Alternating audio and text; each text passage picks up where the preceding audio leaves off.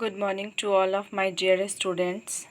Your third chapter Why Do Fall Ill will continued, and I hope you all are fine. Today's topic is indirect transmission. पिछले class में हमने पढ़ा था direct transmission of diseases और इस class में हम पढ़ेंगे इनडायरेक्ट ट्रांसमिशन। ओके, तो सबसे पहला जो ट्रांसमिशन है वो वेक्टर्स के द्वारा है। इनडायरेक्ट ट्रांसमिशन, इसमें क्या होता है कि कोई भी मॉस्क्यूटो हाउसफ्लाई या अदर कोई भी ऑर्गेनिज्म मतलब माध्यम बनते हैं diseased person to healthy person. Okay, तो इसमें क्या होगा, कोई ना कोई वेक्टर बनेगा, एजेंट बनेगा जो हेल्दी मैन में डिजीज्ड मैन से मतलब कुछ भी लाके डाल देगा और उसको डिजीज्ड कर देगा। नेक्स्ट है through contaminated food and water, यानी संक्रमित भोजन और पानी से भी फैल सकता है कोई भी बीमारी, जैसे कंटामिनेटेड वाटर से टाइफाइड, तो कंटामिनेटेड फूड से डायरिया। नेक्स्ट है एयर ट्रांसमिटेड डिजीज़ेस, जैसे हवा के संपर्क में आने से भी बहुत सारे जो डिजीज़्ड होते हैं वो एक दूसरे में फैलते हैं। जैसे अभी कोरोना को ही ले लें तो ये हवा में भी जिंदा रह सकता है। इसी तरह कॉमन कोल्ड, न्यूमोनिया, ट्यूबरकुलोसिस, ये सभी बीमारी हैं, ये सभी डिजीज़्ड हैं जो इनडायरेक्ट ट्रांसमिशन से फैल सकते हैं। डायरेक्ट ट्रांसमिशन से भी, लेकिन इनडायरेक्ट से भी।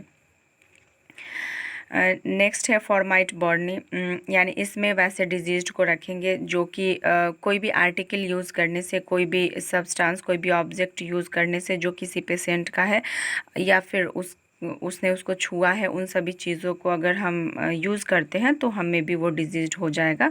जैसे कोरोना अभी तो सबसे अच्छा एग्जाम्पल, किसी भी तरह के डायरेक्ट ट्रांसमिशन हो, इनडायरेक्ट ट्रांसमिशन हो, ये किसी के द्वारा भी फैल सकता है। तो उसी तरह डोर हैंडल, हम जाते हैं कहीं तो दरवाज़ा का हैंडल ज़रूर पकड़ते हैं, तो इससे भी ये फैल सकता है। टैप, गारमेंट्स यानी नल, कपड़े, करेंसी, कुकरीज, ETC, मतलब कुछ भी थिंग अगर कोई पेशेंट छूता है और फिर हम छूते हैं तो फिर हमें ये डिजीज़ हो जाएगा। ओके, नेक्स्ट टॉपिक है organ specific and tissue specific manifestation. Organ specific और टिश्यू स्पेसिफिक मैनिफेस्टेशन देखने से पहले हम यहाँ इस डायग्राम को देखें। तो इस डायग्राम में आप देखेंगे कि इन्फेक्टेड पर्सन से हेल्दी पर्सन में कैसे कोई डिजीज़ आ रहा है। डायरेक्ट कॉन्टेक्ट, इनडायरेक्ट कॉन्टेक्ट, इसमें बहुत ही अच्छी तरीके से बताया गया। जैसे इन्फेक्टेड पर्सन, इसमें कोई बीमारी है, अगर इसके डायरेक्ट कॉन्टेक्ट में कोई आता है, हम हाथ मिलाते हैं या उसके संपर्क में आते हैं, सेक्सुअली कॉन्टेक्ट होता है, तो हेल्दी पर्सन भी कुछ दिनों बाद, यानी हेल्दी पर्सन भी इन्फेक्टेड पर्सन हो जाएगा। ओके, नेक्स्ट है इनडायरेक्ट, तो बाय एयर, हवा के द्वारा इन्फेक्टेड पर्सन से हेल्दी पर्सन में जा रहे हैं रोग सब। फिर गारमेंट्स, कुकरीज, इनके द्वारा।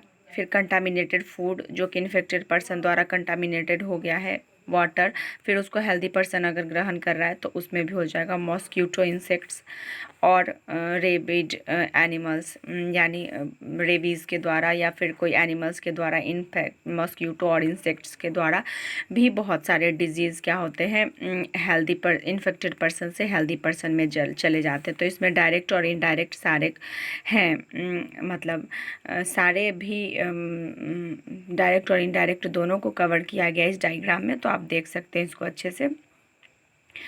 नेक्स्ट, जो मतलब इन सारे डायरेक्ट और इनडायरेक्ट ट्रांसमिशन में सबसे अच्छा एग्जांपल तो अभी के दौर में कोरोना हो जाएगा, जो डायरेक्ट ट्रांसमिशन से भी फैलता है और इनडायरेक्ट ट्रांसमिशन से भी। इसके अलावा भी टाइफाइड, डायरिया, मलेरिया, एड्स, ये सब क्या होता है, कैंसर, ये सब डायरेक्ट और इनडायरेक्ट दोनों, मतलब इनमें कुछ है डायरेक्ट कांटेक्ट से, कुछ है इनडायरेक्ट कांटेक्ट से। तो आप डायरेक्ट कांटेक्ट और इनडायरेक्ट कांटेक्ट से फैलने वाले डिजीज़ का एक चार्ट बना के रखेंगे, ये आपके लिए होमवर्क है।